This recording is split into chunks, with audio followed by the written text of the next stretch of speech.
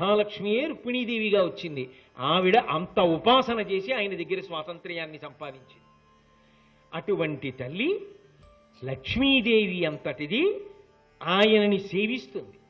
అటువంటి వాడు లక్ష్మీదేవి కౌగిటికి చిక్కని వాడు, సనకాది మహర్షులు జ్ఞానుల యొక్క హృదయములలో చిక్కుబడనివాడు, వేదమంత్రములకు దొరకనివాడు ఒక గొల్లపొడుచు యొక్క చేతికి దొరికిపోయి కట్టించుకున్నాడు. కట్టేస్తే ఆ రోలు వరకు లాగడంలో లోకములు ఏడిస్తే కళ్ళు తెరవగలిగిన వాడు తన కట్లు తాను విప్పుకోలేని వాళ్ళ దొంగేడు పేడిస్తే అందరి భయాలు పోగొట్టగలిగిన వాడు తాను భయపడిపోయినట్టుగా నటిస్తే ఏడుపు తెలియని వాడు ఏడిచి తల్లికి చూపించి సంతోషపెడితే కుంతీదేవి తెల్లబోయి, ఏమయ్యా కృష్ణ, భయానికి నీ దొంగ భయం చూసి భయం వేసింది అంది. అలా దొంగ భయాన్ని చూపించినవాడు ఒకనాడు తల్లి కట్టడానికి వస్తే స్తంభాదికంబులు తనకయడ్డంబైన అట్టట్టునని పట్టు అనివీని ఈ తప్పు సైరింపు జింగతొంగలబోదు నేనని మునిముట్ట నెచ్చువాని కాటుక కరయంగ కన్నులు నిలుముచు వెడలు కన్నీటితో వగరువాని ఏ దశ వచ్చునో ఇదియని పలుమార్లు సురుగుచు క్రీగంట చూచువాని గుడబారి పట్టుకుని వెరపుచు చిన్ని వెన్న దొంగ చిక్కెననుచు కొట్ట చేతులాడక పూబోడి కరుణతోడబాలు కట్టదలచే. చిత్రం ఏంటంటే వెర్రపుచు లోకములన్నింటినీ ఇలా వేలు చూపించగలిగిన వాడికి ఇలా వేలు చూపించింది యశోద. సాధ్యమే ఓ గొల్లపొడుచుకి? ఇలా చూపిస్తే ఆయన ఇలా నోరు మోసుకొని అమ్మ కొట్టకమ్మ కొట్టకమ్మ కొట్టకమ్మ అని వెనక్కి వెళ్ళాడు. వెర్రపుచు కొట్టజాలక ఎందుకో కొట్టలేకపోయింది. ఈతడకిలంబునకు ఈశ్వరుండై సకల భూతములలో ఉన్నత పొగలువాడు ఇంటాడు అన్నమాచార్యుల వారు. అన్ని భూతములలో ఉండి సర్వేశ్వరుడై నిలబడగలిగినటువంటి పరమాత్మని కట్టి కొట్టేస్తానంది గొల్లపడచ్చు. ఆయన భయపడిపోయిన వాళ్ళే నటించాడు. అప్పుడు ఆ రోలు లాగడంలో తాడు ఒరుసుకుపోయి మచ్చలేని పరమాత్మ యొక్క నడుం మీద మచ్చబడింది. అదే పనిగా పంచకట్టుకుంటే పంచకట్టుకున్న చోట మచ్చబడదు, అలా తాడు కట్టేస్తే నీకు మచ్చ వచ్చింది. లోకంలో కొంతమందికి మచ్చొస్తే అది వాళ్ళ కీర్తికి పరాకాష్ఠ. ఎందుకో తెలుసా? పరమశివుడికి తెల్లగా ఉంటాడు, సీతవపుహు అని పేరు. ఆయన కంఠానికి నల్లటి మచ్చ వచ్చింది అంటే ఆయన జీవితంలో మచ్చ ఉందంటారా? లోకాల కోసం గరళకంఠుడై శ్రీకంఠుడై హాలాహలాన్ని తాగి తెల్లటి కంఠాన్ని నల్లగా మార్చుకున్నాడు. శ్రీ మహావిష్ణువు కృష్ణ భగవానుడుగా వచ్చి తాడు వేసి అమ్మ కట్టడానికి ప్రయత్నిస్తే చెట్ల వరకు రోటిని లాగితే ఒరుసుకుని తాడు నడువుకి మచ్చబడితే అయ్యయ్యో ఏమీ తెలియనటువంటి గొల్లపడుచు అమ్మగా నిలబడినందుకు ఇంత లొంగిపోయావా, దామోదరుడు అని పేరు తెచ్చుకున్నాడు. అటువంటి వాడయా అంతటి మహానుభావుడు ఒక గొల్లమాడిగా నటిస్తూ సభలో కూర్చున్నాడు. నీ బుర్ర నీకేం అర్థం అవుతుంది? ఏం మాట్లాడతావు ఆయన గురించి? భీష్ముడి గురించి మాట్లాడతావేంటి? ఆయన ఒక్కడే పట్టగలిగిన వాడు, ప్రాజ్ఞుడు. అందుకు చెప్పాడు కృష్ణుడిని పూజ చేయమని. నీకేం తెలిసని మాట్లాడుతున్నావు? దామోదరు ఆ ఒక్క మాటలో వేశాడంతే మహానుభావుడు ధర్మరాజు. కాబట్టి పితామహుండు దామోదరు చెప్పే పూజ్యుడని. ఆయన కన్నా పూజనీయుడెవరయా? లోకంలో చాలా గొప్పవాళ్ళు ఉండొచ్చు, ఎవరికి పనికి మాలినవాడు ఎవరికి గొప్పవాడు? ఎవరికైనా లొంగిపోయినవాడు, ప్రేమకి లొంగిపోగలిగిన వాడైతే వాడు గొప్పవాడు. ఆయన కన్నా లొంగిపోయేవాడు లేడనడానికి ఆయన దామోదరుడు అన్నది సత్యం. ఆయన కన్నా గొప్పవాడు లేడనడానికి అంతటా వ్యాపకత్వం ఉండడం ఆయన యొక్క గొప్పతనం. అత్యధిష్ట ఈ బ్రహ్మాండములన్నీ ఎంతవరకు ఉన్నాయో అంతకన్నా 10 అంగుళముల పై వరకు ఆయన వ్యాప్తి చెంది ఉన్నాడు. క్షీరోధన్వత్ ప్రదేశే శుచమణి విలసత్సైకతే మౌక్తికానాం మాలా క్లప్తా సనస్త స్ఫటికమణి నిభైర్మౌక్తికైర్మండితాంగ శుభ్రైరభ్రైరుపరివేశితైర్ముక్త పీయూష వర్షై ఆనందీన పునీయాత్ తడిన గదా శంకపాణిర్ముకుంద భూః పాదౌ యస్య నాభిర్వీరసురనిలచంద్ర సూర్యౌ చ నేత్రే కర్ణావాసా శిరోద్యౌః ముఖమవిదహనో యస్య హస్తేయమబ్ధిః అంతస్తం యస్య విశ్వం సురనర ఖగో భోగి గంధర్వదైత్యై చిత్రం రమ్యతే తం త్రిభువన వపుషం విష్ణుమీశం నమామి. అందురోజు విష్ణు సహస్రానికి ముందు పీఠికలో కనబట్లా? అలా పెరిగిపోయినటువంటి పరమాత్మ అంతటి వ్యాపకత్వం ఉన్నవాడు. అంతటి వ్యాపకత్వం ఉన్నవాడు నేను అమ్మననుకుని కట్టేద్దాం అనుకుంటే ఆ ప్రేమకి లొంగిపోయి ఇంత బుడతడై చిన్ని కృష్ణుడై నడువుకి తాడేసి కట్టించుకున్నవాడు. ఆ తత్వాన్ని పట్టుకోవడం అది జీర్ణమైన వాళ్ళకి తెలుస్తుంది, అనుభవమైన వాళ్ళకి తెలుస్తుంది. నీకేం తెలుస్తుంది భగవంతుడి గురించి? మనసంతా కల్మషం ఉన్నవాడివి, నీకెలా భగవంతుడు అర్థం అవుతాడు? అర్థమైనట్లు నటించి మాట్లాడతావేమిటి? కృష్ణుడు అర్హుడు కాడంటావేమిటి? యుక్తమకాకిది ఏమి దోషమే. ఏమిటా భీష్ముడు చెప్పిన దాంట్లో తప్పు? నీకేం తెలుసని మాట్లాడుతున్నావు? తెలియకుండా మాట్లాడచ్చా? అలా మాట్లాడకూడదు, చాలా దోషం సుమా. నీ హద్దులో నువ్వుండు. పరమార్థ ప్రతిభన్ తమోహరు నచ్చుతున్ భీష్ముడు ఎరిగినట్లెరుగంగా నీకరిది శిశుపాల పెద్దల చరితం బల్పులకు ఎరుగ శక్యమయ్యందున్. వాత పెడుతున్నాడు ధర్మరాజు. ఇది భారతం ఎందుకు చదువుకుంటామంటే లోకములకు ఎప్పటికీ ఇది పాఠమే. పరమార్థ ప్రతిభన్, అసలు ఆ పరమార్థ దర్శన తత్వ ప్రతిభ కలిగినటువంటి వాళ్ళు ఎవరో ఒక్కళ్ళుంటారు కోటాను కోట్ల మందిలో. భగవంతుని యొక్క ప్రజ్ఞా విశేషాన్ని, ఆ విభూతిని పట్టుకొని ఆ భగవంతుడు రాశీభూతమయ్యాడు. ఇక్కడ ఆనంద ఘనమై ఒక శరీరంలా తిరుగుతున్నాడని చెప్పాలంటే వాడు ఎంతటి ప్రజ్ఞావంతుడు కావాలి. భారతంలో ఆది పర్వం నుంచి ఇప్పటి వరకు కృష్ణుడి గురించి భీష్ముడిలా చెప్పిన వాడు లేడు. అంటే భీష్ముడు ఎంత ప్రజ్ఞాశాలి, ఎంత అనుష్ఠాన తత్పరుడు, ఎంత పరమార్థ వివేచన కలిగిన వాడు. అటువంటి వాడు కనుక ఆయన చెప్పగలిగాడు. అంతేకాని తమోహరు నచ్చుతున్నట్టాడు. అందుకే చీకటిని పోగొట్టగలిగిన వాడు. మీరు చూడండి, అర్ధరాత్రి వేళ ఆయన ఆవిర్భవించాడు కృష్ణ పరమాత్మ శ్రావణ మాసంలో. అంటే చీకటిని తొలగిస్తాను, అజ్ఞానం అనే చీకటిని పోగొట్టి గురువుగా వస్తున్నానని చెప్పడానికి చీకట్లో వస్తాడు. శ్రావణ మాసం నుంచి మళ్ళీ 6 నెలలు లెక్కెట్టండి. భాద్రపదము, ఆశ్వీజము, కార్తీకము, మార్గశిరము, పుష్యము, మాఘము. మళ్ళీ మాఘమాసం వచ్చేటప్పటికి కృష్ణపక్ష చతుర్దశి అర్ధరాత్రి వేళ మళ్ళీ ఏది ఆవిర్భవిస్తుంది? జ్యోతిర్లింగం. ఆపాతాళ నభస్థలంత భవన బ్రహ్మాండమా విస్ఫురత్ జ్యోతిస్పాటికలింగమౌళి విలసత్పూర్ణేందువంతామృతై హస్తోకప్లుతమేకమీశమనిశం రుద్రాను వాకాన్ జపం ధ్యాయే తిప్సిత సిద్ధయే ధ్రువపదం విప్రోభిషించేచ్చివం బ్రహ్మాండ వ్యాప్త దేహా భసిత హిమరుచాభాసమానా భుజంగై కంఠే కాళాః కపర్దాః కలిత శిశికళశ్చండ కోదండహస్తాః త్రిక్షా రుద్రాక్షమాలా సులలిత వపుషః శాంభవా మూర్తిభేదాః రుద్రాశ్రీ రుద్రసూక్త ప్రకటిత విభవానః ప్రయచ్చస్తు సౌఖ్యం. బ్రహ్మాండ వ్యాప్త దేహ, శివకేశవుల మధ్య అభేదం లేకుండా భూర్జటికి దర్శనమైంది. సువర్ణముఖరీ నదిలో స్నానం చేసి శివ నువ్వు ఎవరో నాకు ఎలా తెలుస్తావు అన్నాడు. అనుగ్రహించాడు. ఉదయగ్రావము పానవట్టము అభిషేకో తత్ప్రవాహంబు వార్ధి ధరిధ్వాంతము ధూపధూమము జ్వలద్దీప ప్రభారాశి కౌముది తారానివహంబులద్భుత సుమంబులుగా తమోదూత సఖ్యదమై సీత గభస్తి బింబ శివలింగం బొప్పే ప్రాచీదిశన్ అని చెప్పుకున్నాడు. ఈ బ్రహ్మాండమంతా కలిపి గుడ్డు ఒక శివలింగంగా కనపడింది. శివకేశవుల మధ్య అభేద తత్వం. కాబట్టి అటువంటి పరమాత్మ తత్వాన్ని దర్శనం చెయ్యాలంటే ఎవరికి తెలుస్తుంది? కృష్ణాష్టమి అర్ధరాత్రి వేళ వస్తే అష్టమి నాటి అర్ధరాత్రి వేళ, అందుకే తిథి అష్టమి అవడంలో కారణం ఏంటంటే చీకటి యొక్క పటుత్వం. అర్ధరాత్రి వచ్చి జగద్గురు అయ్యాడు, జ్యోతిస్వరూపంగా వచ్చాడు. మళ్ళీ 6 నెలల తర్వాత అర్ధరాత్రి జ్యోతిర్లింగంగా శివుడు వచ్చాడు. అది జ్ఞానమే, ఇది జ్ఞానమే. ఇద్దరూ జ్ఞానప్రదాతలే, ఇద్దరుగా కనబడుతున్న ఒక్కడే నిజానికి. ఏకస్త్వమేవ బహుదా భగవాసి లోకే నిశంకధీర్ వృషభగేతన మల్లినాథ శ్రీభ్రామరి ప్రియ సుఖాశ్రయ లోకనాథ శ్రీమల్లికార్జున విభో తవ సుప్రభాతం అంటారు ఇప్పటికీ శ్రీశైలం. కాబట్టి అటువంటి పరమాత్మ జ్యోతిస్వరూపుడు. ఆయన గురువులకు గురువు, తమోహరుడు, చీకటిని తీయగలిగినవాడు. ఆయన తీసిన వాడికి అర్థమవుతుంది ఆయన ఎవరో. ఆ వెలుగు ఎవరిలో వెలిగిందో వాడికి తెలుస్తుంది ఆ వెలుగు యొక్క గొప్పతనం. వెలగని వాడికి నీకేం తెలుస్తుందయా? దీపం తెలుసున్నవాడు దీపం చీకటిని పోగొడుతుందా అన్నమాట అంటాడా? అనడు. ఎందుకనడు అంటే వాడికి దీపం గౌరవం తెలుసు. నీకు అసలు ఆ దీపం గురించి తెలియదు, నీకు ఆ దీపానుభవం లేదు, నువ్వెందుకు మాట్లాడతావు? నీకరిది శిశుపాల, నీకొక్కనాటికి అర్థం కాదు భగవంతుడు, నీకు సాధ్యం కాదు అర్థం చేసుకోవడం. మనస్సు ఎందు శుద్ధి లేని వాడికి ఎలా అర్థం అవుతుందా? పెద్దల చరితం బల్పులకు ఎరుగ శక్యమే ఎందున్. మహాత్ములైనటువంటి వారి చారిత్రము, వారి నడువడి, వారి అనుభవము, వారి గొప్పతనం అల్పుడైన వాడికి అర్థం అవుతుందా? కాబట్టి నీ నోటికొచ్చినట్టు ప్రేలుతున్నావు. ఎక్కడి భీష్ముడు, ఎక్కడ నువ్వు, నీ బ్రతుకెంత? ఆయన గురించి అలా మాట్లాడడమే. పరమాత్మ దర్శనం చేసినవాడు, అనుభవంలోకి తెచ్చుకున్నవాడు, ఆయన నిర్ణయం చెయ్యగలిగినవాడు. అటువంటి వాణ్ణి నింద చేస్తావు, తప్పు, కూర్చో అని సభలోంచి బయటికి పెడతావా? పైగా అదో పెద్ద దోషం. కూర్చోపెట్టాడు ధర్మరాజు గారు. అది ధర్మరాజు గారి గొప్పతనం అంటే సభా మర్యాద అంటే సభ గౌరవాన్ని నిలబెట్టడం అంటే అది శివస్వరూపం.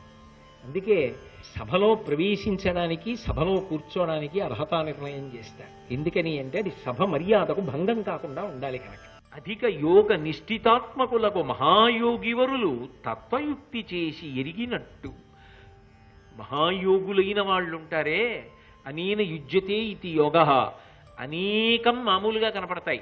అనేకముగా కాకుండా అనేకముగా ఉన్న వాటినన్నిటినీ కలిపి ఒకటిగా చూడగలిగినటువంటి లక్షణం ఒక్క తత్వవేత్తకుంటుంది. ఇన్ని ఆభరణాలు తీసుకొచ్చి అక్కడ పెట్టారనుకోండి, ఇవన్నీ ఆభరణాలు, ఇవి గొలుసులు, ఇవి గాజులు, ఇవి చెవికి పెట్టుకునే కుండలాలు, ఇవి కాళ్ళకి పెట్టుకునే మణిమంజీరాలు అనడానికి సాధారణ దృష్టికోణం చాలు. అన్నిగా కనపడుతున్నాయి కానండి, నిజానికి అదంతా కలిపి బంగారమే అన్నవాడు వేరొక దృష్టికోణాన్ని కలిగి ఉన్నవాడు.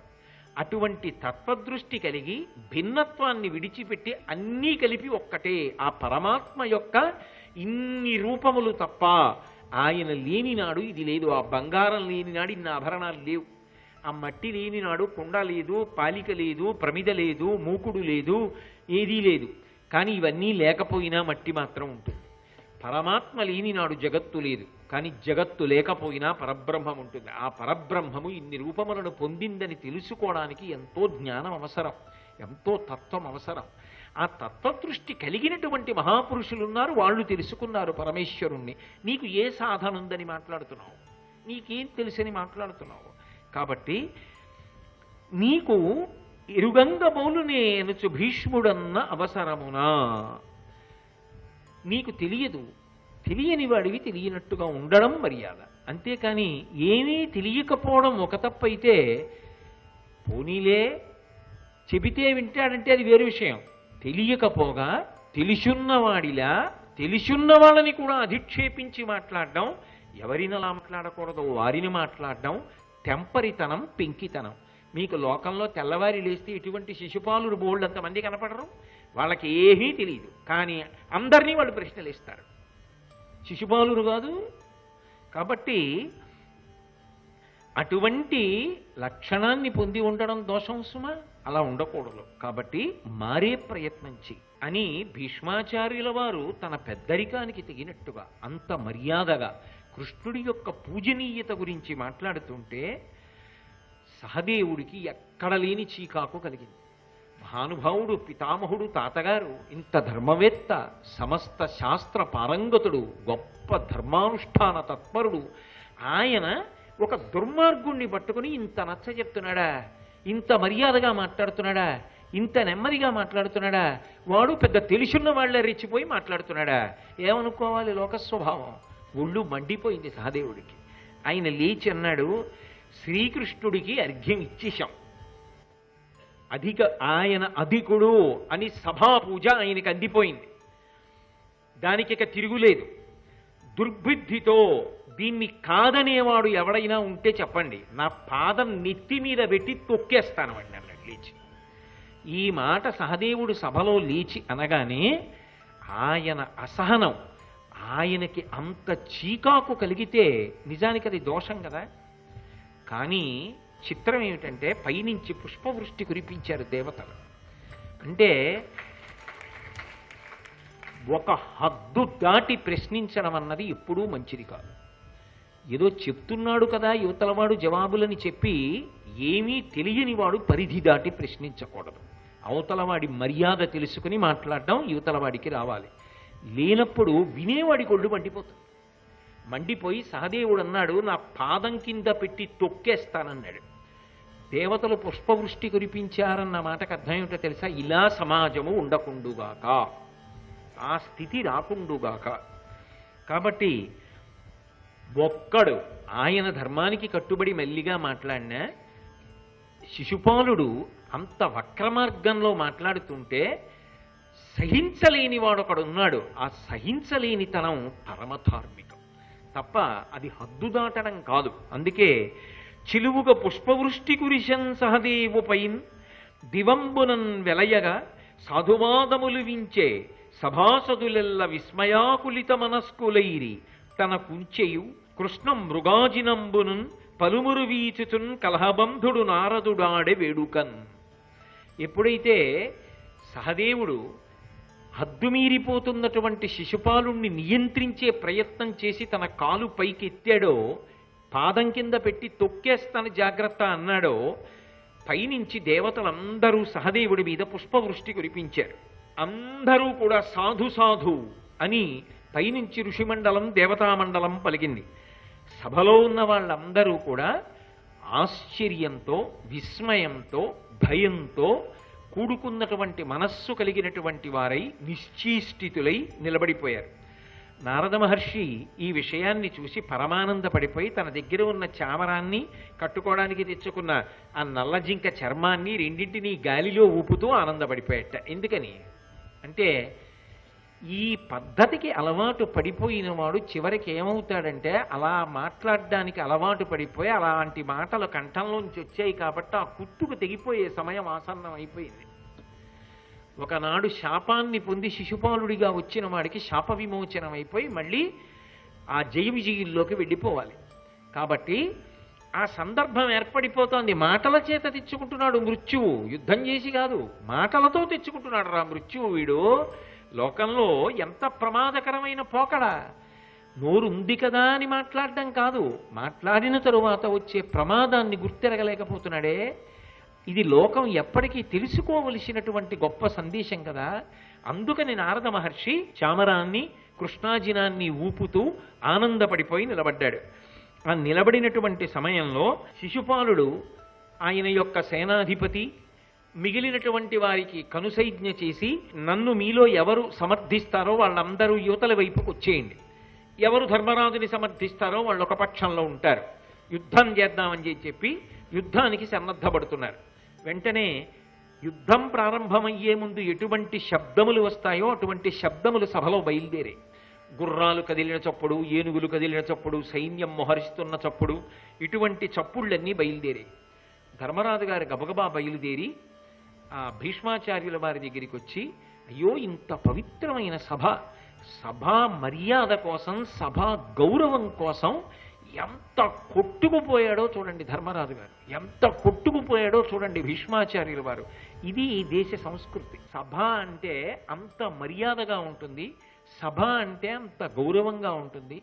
సభ అన్న దాంట్లో ప్రవేశించినటువంటి వాళ్ళు అంత మర్యాదకి కట్టుబడి ఉంటారు అని ఆశించినటువంటి సంస్కృతికి ఎలిగినటువంటి దేశం తప్ప సభా మర్యాదకి భంగం కలిగితే అంత బాధపడ్డారు వాళ్ళు తప్ప సభలో ఇంకొకలా ప్రవర్తించడం అసలు అంగీకారయోగ్యం కాలేదు వాళ్ళకి.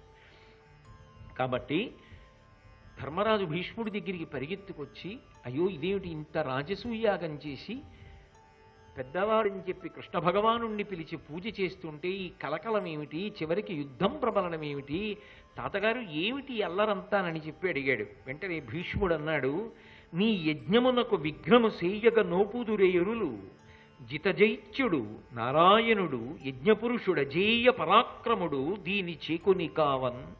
ఎవరయా నీ రాజసూయాగాన్ని భగ్నం చేయగలిగిన వాళ్ళు, ఎవరయా ఇక్కడికి వచ్చి యుద్ధం చేయగలిగిన వాడు, ఎవడయా నీ జోలికి రాగలిగినవాడు? ఈ యజ్ఞమునకంతటికీ కూడా సంరక్షకుడు నారాయణుడైనటువంటి కృష్ణ భగవానుడే. ఆయన సభలో ఉండగా, ఆయన మీ పక్షాన్ని స్వీకరించి ఉండగా, ఆయన మిమ్మల్ని కాపాడుతుండగా మిమ్మల్ని చెనకగలిగినటువంటి వాడు లోకంలో ఉంటాడా? ఉండడు కదా. దేనికి నువ్వు అనవసరంగా భయపడతావు? భగవంతుని యొక్క రక్షణ పొందినటువంటి వాడు ఎన్ని ఆపదలకి కూడా బెంగపెట్టుకోవలసినటువంటి అవసరం లేదు. ఆయన ఆపద కన్నా ముందు పరిష్కారాన్ని ఆయన ఆలోచన చేస్తాడు. కాబట్టి ఆయన రక్షణ నీకుంది, నువ్వు హాయిగా సంతోషంగా ఉండమని చెప్పాడు. ఈ మాట చెప్పిన తరువాత వెంటనే ధర్మరాజు గారు కొంత శాంతి పొందాడు. కానీ శిశుపాలుడు మాత్రం ఊరుకోలేదు. ఆయన కృష్ణుణ్ణి పొగిడి భీష్ముడు ధర్మరాజు గారిని ఊరట కల్పిస్తే మళ్ళీ శిశుపాలుడు పైకి లేచాడు. ఏమని చెప్పాలి? మూర్ఖత్వానికి అడ్డే ఉంటుంది. అయ్యో కనీసం మనం ఇలాంటి మాట మాట్లాడచ్చా? ఇది సంస్కృతేనా? ఇది ప్రవర్తించవలసిన విధానమేనా అన్నది కూడా ఉండదు. ఆ మూర్ఖత్వానికి హద్దనేటటువంటిది ఉండదు. అది సమస్త ఆచారమును పక్కకి తోసేస్తుంది. ఇతనికి ఇట్లు నన్నురక ఎగ్గులు వల్కగబోలెగాక ఉద్ధతమతి అన్యులీతని విధంబున పల్కి మదీయ చాప నిర్గత చటులోగ్రమార్గణ నికాయ పయోధి మునుంగక ఇట్లు ధర్వితులయి పవనీర్తుయే గభీర పరాక్రమ మరుతాత్మజా. ఒక్కటి ఆలోచించు భీమా, నీకంత కోపం వచ్చి గదాదండాన్ని పట్టుకుని పైకి లేస్తున్నావు కదా, కనుబొమలు ముడిపడ్డాయి కదా. కృష్ణుడు 100 తప్పులు లెక్క పెట్టి వీడు కృష్ణుడి చేతిలో మరణించాలి కాబట్టి ఊరుకున్నాను తప్ప, నన్ను ఇంత అధిక్షేపించి ఇలా మాట్లాడిన వాడు ఇంకొకడైతే నేను ఊరుకుంటానా? అంత చేతకానివాణ్ణా? నా కోదండమునకు బాణములను సంధించి విడిచిపెడితే వీడు కనపడతాడా అసలు మనిషి? ఆ బాణముల యందు ముంచేస్తాను వీడిని. నాకు కష్టమా? నాకు లెక్క వీడిని పడగొట్టడం. నేనే ఊరుకున్నా. భీముని కన్నా భీష్ముడు గొప్పవాడా కదా? అయినప్పుడు మరి భీష్ముడే ఓర్పు పట్టాడు. ఎందుకనంటే తప్పులు లెక్క పెట్టుకోవలసిన ఆయన లెక్క పెట్టుకుంటున్నాడు. ఇంకా 37 అనుకోండి, ఆయన ఊరుకుంటాడు. నీకెందుకు నాకెందుకు? కాబట్టి నువ్వు చంపకూడదు, ఊరుకో అన్నాడు. అనగానే కృష్ణ భగవానుడు జోక్యం చేసుకున్నాడు. జోక్యం చేసుకుని, భీష్ముడా, భీమసేన మహారాజా, మీరిద్దరు అలా పక్కకుండండి, నేను మాట్లాడతాను, నేను చెప్తాను, ఇప్పుడు అసలు చెప్పవలసిన విషయాన్ని నేను చెప్తానని. వీడి తప్పులు 100 ఇప్పుడే పూర్తయ్యాయి. వీడు పూర్వం ఎన్నో తప్పులు చేశాడు. ఎందరో చేస్తున్న యజ్ఞయాగాదులు పాడు చేశాడు. కొంతమంది కులస్త్రీలను అపహరించాడు. వీడు చెయ్యని దోషం లేదు. వీడి దోషాలన్నీ లెక్క పెట్టుకుంటూ విడితే వీడు మామూలు వాడు కాదు. అందుకే వీడికి నా యందు ప్రబలమైనటువంటి విరోధం ఏర్పడింది. ప్రబలమైన విరోధం ఏర్పడింది కాబట్టే అటువంటి పరిస్థితులలో కూడా శిశుపాలుడు లేచో మాట అంటాడు. ఈ కృష్ణుడు ఏమైనా గొప్పవాడా? ఏమిటంత పరాక్రమవంతుడు నన్ను చంపేస్తాడు, సైన్యాల్ని చంపేస్తాడంటారు. ఏమంత పెద్ద మొనగాడు? ఇతని లీలల్ని విని మీరు ఏమైనా పొంగిపోతున్నారా? ఏం చేశాడు? ఇదో బండింది అన్నట్టు. బండింది అనడం పెద్ద గొప్ప. శకటాసుర సంహారం చేశాడు కదా, ఇదో బండింది అన్నాడంటారు. బండింది అనడం పెద్ద గొప్ప. అదే అన్నా 2 చెట్లు పడగొట్టాడంటారు. పుచ్చిపోయిన 2 చెట్లు పడగొట్టడం పెద్ద గొప్ప. కొండనెత్తాడు 7 కొండనెత్తడం, పుట్టంత కొండ, మట్టి కొండ అని ఎత్తి పట్టుకోవడం పెద్ద గొప్ప. ఈ భీష్ముడు ఉన్నాడే, వీడు ఏమిటి అలా పొగుడుతాడేమిటి ఆ కృష్ణుణ్ణి? బాణాలు పెట్టి 100 చీవికల కింద బాణాలకు పెట్టి కొట్టేసిన 100 నాలుకలతో పొగుడుతాడు కృష్ణుణ్ణి. ఏమిటి ఆయన పరాక్రమం? ఏమిటి చెయ్యగలడు? ఏమిటి ఆయన శక్తి? ఆ ఉన్మాదానికి అర్థమే ఉందండి. ఇంకా ఇవి మాట్లాడుతుంటే అని శిశుపాలుడుండకట అప్రియముల్ హరి పల్కుచున్నచో అనల శిఖాలిదూల ధనుజంతక చక్రము రాజచక్రమెల్లను భయమంద మూర్ధ వికలంబుగనప్పుడు చేసే చేది నందను తనువున్ బృహద్రుధిరధారలు బోరన మిది కొల్కగన్. మీరాగండి, అయిపోయాయి 100 అంతే మాట్లాడాడు కృష్ణుడు. ఆయనన్ని మాట్లాడక్కర్లేదు. ఏ మాట ఇచ్చాడో ఆ మాట పూర్తయిపోయిందని చెప్పాడు. ఇప్పటికే చాలా తప్పులు చేశాడు, 100 దాటిపోయి అని ఒక్కసారి సుదర్శన చక్రాన్ని స్మరించాడు. అది వచ్చి వేలు దగ్గరికి వచ్చింది, ధరించాడు. రాజచక్రం అంతా అంటే రాజులందరూ భయపడుతున్నారు. ఆ సుదర్శన చక్రాన్ని విడిచిపెట్టాడు. అది ఉత్తర క్షణంలో వెళ్ళి ఆ శిశుపాలుని యొక్క కంఠాన్ని ఛేదించేసి తల కింద పడిపోయింది, నెత్తురు పైకి చిమ్మేసింది. అయితే ఆశ్చర్యకరమైన విషయం ఏమిటి అంటే శిశుపాల వదలో ప్రల్లదమేది అన్నారు. అంటే భగవంతుడు ఇచ్చిన నోటిని సద్వినియోగం చేసుకోవడం చేతకాక ఓహో మాట్లాడుతున్నాడు కదూ, ఆ మాట మాట్లాడుతుండగానే వచ్చి కంఠాన్ని కోసేసింది సుదర్శన చక్రం. ఆ మాటలు పూర్తి చేయకుండా అయిపోయి ఆయన ఇచ్చిన కంఠాన్ని దేనికి ఇచ్చాడో దానికి వాడుకుంటే సద్వినియోగం. ఎవరిని అనుగ్రహించాడు? ఇదే భీష్ముడు అంపశయ్య మీద పడిపోతే కృష్ణుడు వెళ్ళి ధర్మం చెప్పన్నాడు ధర్మరాజు గారికి. ఆయన అన్నాడు, ఇన్నాళ్ళ నుంచి అంపశయ్య మీద పడుకున్న నిత్తురంతా కారిపోయింది, 2 అంగుళాలకు బాణం చొప్పున కొట్టాడు, ఒళ్ళంతా బాణ పంజరం మీద ఉంది. ఏ ఓపిక ఉంది కృష్ణ? ఏం మాట్లాడను? జగదాధారుడవు నువ్వు ఉండగా నేను మాట్లాడాలా? ఏం మాట్లాడను? ఒంట్లో ఏ ఓపిక ఉంది? ఒళ్ళంతా నిప్పులు కదువులు కట్టుంది కృష్ణ అన్నాడు. నీ నొప్పి అంతా తీసేస్తున్నాను, నీ శరీరానికి నిప్పుండదు, నీ మనసు నీలో ఉన్న జ్ఞానము మీద కేంద్రీకృతమవుతుంది, మాట్లాడన్నాడు. ఒకరికి బాణ పంజరమైపోయి పడుకున్నటువంటి శరీరానికి అంత శక్తినిచ్చి మాట్లాడించాడు. ఒకడు మాట్లాడుతుంటే కంఠం కోసేశాడు, మాట పూర్తవకుండా. బ్రతుకైనా చావైనా మాట మీద ఆధారపడింది. భగవంతుడు మెచ్చేటట్టుగా మాట్లాడడం నేర్చుకో, అంతేకాని భగవంతుడు అసహ్యించుకునేలా మాట్లాడి బ్రతుకుదామని ఆలోచన పెట్టుకోకు. కాబట్టి ప్రహ్లదమీది ఇట్లు శిశుపాలుడు వజ్రహతాద్రితుల్యుడై త్రిల్లెడు వానిదైన పృథుదేహము వెల్వడి తేజమంబరం బెల్ల వెలుంగవచ్చి పరమేశ్వరు దేహము సొచ్చే విస్మయోత్ఫుల్ల విశాల నేత్రుడై భూపుతులెల్లను చుచుచుండగన్. ఆ కంఠం తెగిపోయింది, వాక్కు ఆగిపోయింది, ఆ తల కింద పడిపోయింది. ఆ శరీరం ఆధారం లేదుగా, మరి కంఠం లేదుగా, కింద పడిపోతోంది. కింద పడిపోతుంటే అందులోంచి ఒక దివ్యమైనటువంటి గొప్ప వెలుతురు పైకొచ్చి, ఆ వెలుగు పైకొచ్చి ఒకసారి అలా తిరిగి అది అక్కడే ఉన్నటువంటి కృష్ణ పరమాత్మ యందు లీనమైపోయి పరమేశ్వరుడైన కృష్ణుడిలోకి వెళ్ళిపోయి. శ్రీ ఉమామహేశ్వర పరబ్రహ్మార్పణమస్తు. స్వస్తి.